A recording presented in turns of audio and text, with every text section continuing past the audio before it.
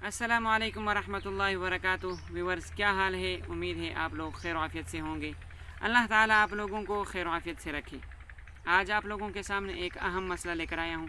वो मसला ये है कि अक्सर लोगों के जहन में ये बात आती है कि अगर बीवी का दूध किसी आदमी ने निगल लिया तो उसकी वजह से निकाह टूट जाता है।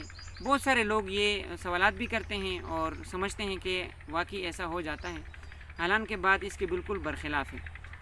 तो इसका जवाब ये है कि अगर किसी आदमी ने बीवी का दूध निगल लिया तो निकाह तो नहीं टूटेगा, अलबत्ता इसने हराम काम कर लिया है।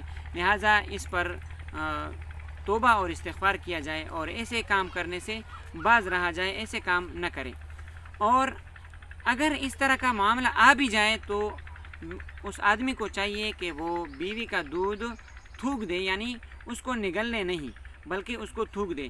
इसकी वजह से एक फ़ायदा ये होगा कि अल्लाह ताला के अहकामात पर अमल आसानी के साथ हम करेंगे। अल्लाह ताला से उम्मीद है कि आप लोगों को ये बातें समझ में आ चुकी होंगी। अल्लाह ताला आप लोगों को खैर आफियत के साथ रखे, आबाद रखे, कायम व दायम रखे। अल्लाह हाफ़िज़।